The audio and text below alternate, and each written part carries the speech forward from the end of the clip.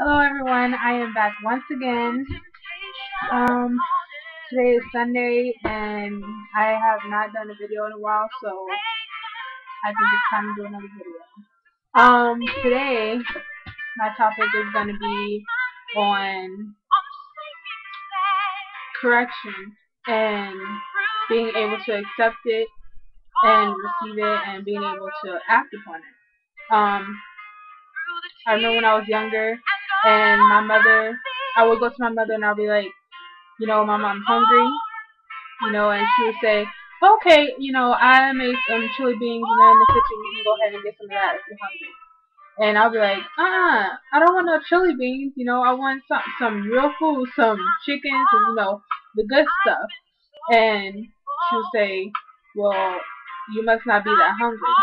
Um, the same thing applies to us as Christians, those who have said that we've given our life to Christ and we say that, we're now going to serve Him and we're going to, be what He called us to be.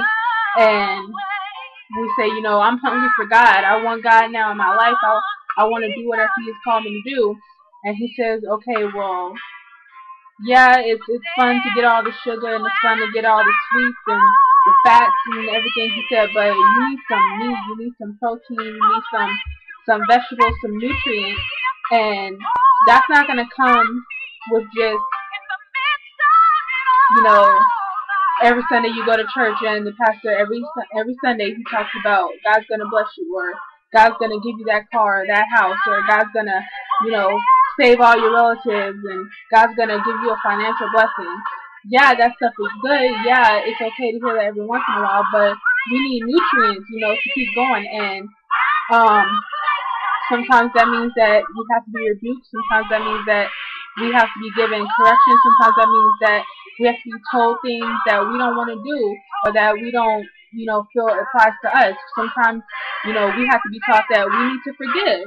And you may not want to hear you need to forgive because that person hurt you and that person made you mad. So you don't want to hear that. You don't want to act upon that. You don't want to hear that you have to give up some things. You may have to give up some friends. And, you've been with that person since you were a child and y'all grew up together, but now that person is not following the way of God and that person is doing what they want to do. And you now claim Christ and you now say that you're going to follow Christ. Well, you love them, you pray for them, but you may have to part ways. You may have to say, you're going that way, I'm going this way. We can't still be with, walk hand in hand. The Bible says, how can two walk together except they agree? We don't agree at this point in time about how we should live our life. So I'm going to have to let you go ahead and do what you're going to do and let me do what I'm going to do. So, correction. Now, as adults, as children, we're always being corrected. We're always being saying, don't do that, don't do this, you need to do this, you need to, straighten up, you need to go, do that, do this. But as adults, we feel that, don't tell me nothing, I'm grown, I can do what I want to do, I don't need you to correct me.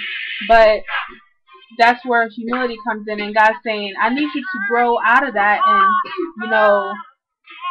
you need to be able to accept correction. I have two scriptures. The first one is Romans 13, verse 1 through 2. And it says, let every soul be subject to the governing authorities, for there is no authority except from God, and the authorities that exist are appointed by God. So, even right there, it says you need to be subject to your authorities, and those authorities are appointed by God. So, if they're appointed by God, then, you definitely need to, mind. It's kind of like I'm the oldest in my family. I'm the oldest child, and my mother would tell my younger brothers and sisters, I'm leaving her in charge. So whatever she says, that's where needs to go. I'm not gonna tell them nothing crazy like go jump off a bridge or go stand outside naked in the cold or whatever, But it's the same thing, and my word is just as good as hers because that's what she left in charge.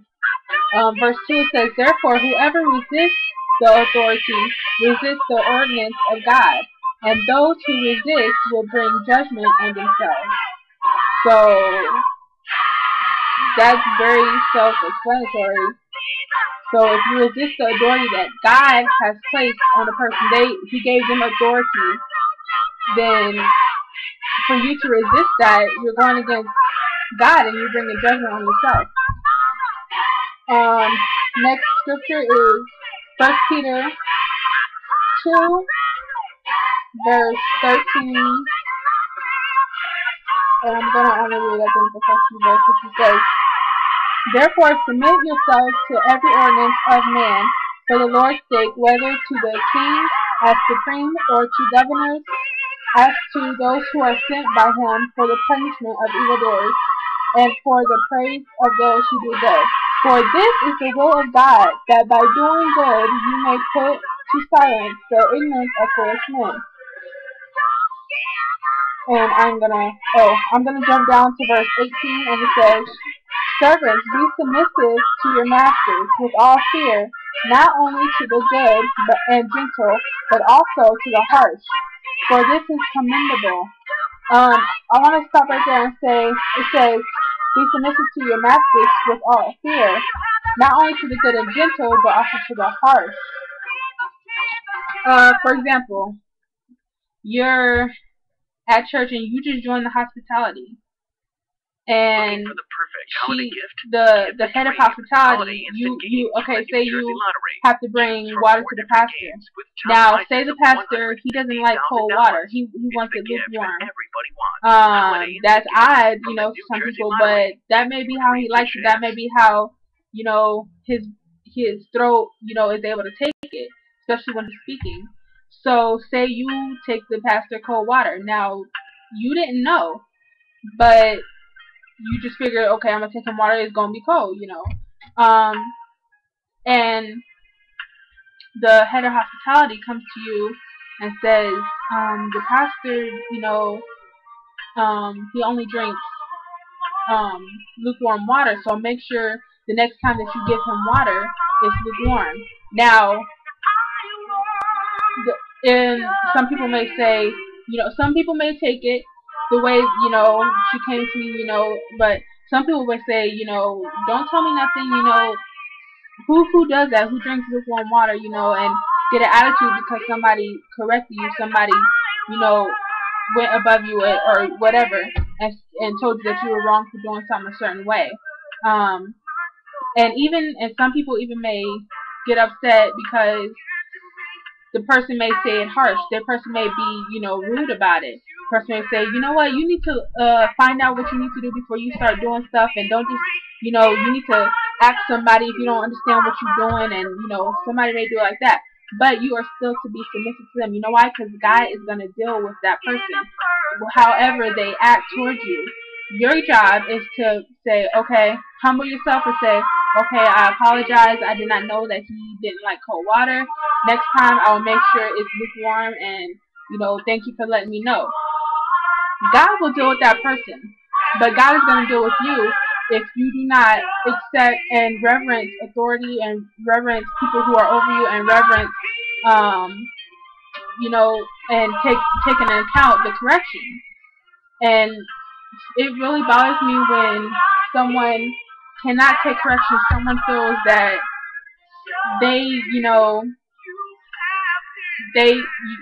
you're wrong for telling them that they're wrong for doing something. Not necessarily they're wrong for doing something, but the way they did it wasn't the way it should be done. And I have learned from experience about this. Being the choir director at my school of the gospel choir, it's tough because, some people, it's just like, I will hear a wrong note and my ears are sensitive to wrong notes. So I'm like, oh, sopranos need to, y'all are kind of flat. Y'all need to, go up a little bit. And someone will say, we were not flat. Why are you telling us we're flat? you need to listen to the altos, or we got our key. I don't know what you're talking about. And it's in the long run, is going to hurt the whole choir as a whole, because people don't know how to submit themselves, and people don't know how to take correction. Now, I could be wrong. If I'm wrong, then let me be wrong and say, and just all you have to do is be, oh, okay, we'll work it out, or say, okay, we'll practice that a little bit more. Now, if I'm wrong, then someone will pull me to the side and say, that was wrong the way you handled that, or they was on the right key and it was this, or and me personally, if we help each other, so I'm not gonna get upset if you say, no, you're wrong about this, or you need to kind of work on this a little bit. That's I'm cool with that, because I want to grow.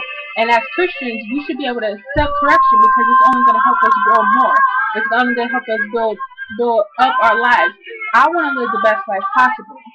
So if you telling me this path that you're going on, this thing that you're doing right here, that's detrimental to you, or that is not working out for you, or you need to go back in the Word and pray some more, and learn a little bit more about this topic or this subject or this, then great. Let me know. You know why? Because I want to grow. I don't want to go through life doing stuff wrong and nobody correct me, because they're afraid to hurt my feelings, or they're afraid that I'm going to get an attitude with them. Let me know that I'm wrong, so that I can go back and I can go fix it, and I can, build up my life, and I can do better. So I just want to leave that with you. I hope everyone had a good Sunday. I did. It was great. Had Christmas dinner at church. Got my new Bible. Got to use my new Bible. Love it. Love it. As usual, comment, subscribe, send me a message, post a video response, whatever you got, let me know. I'm not the type of person that I'm gonna argue with you. I will not. You let me know how you feel. I'll send a response back to you, let you know how I feel, and end it at that. I don't believe in bickering and arguing and everything like that, and it's just not in the will of God to do that. But we are here to help one another, and I do receive help, and I hope that I have helped you with this video. So I hope everyone has a blessed day, and just keep God as head of your life. Alright, take care, y'all.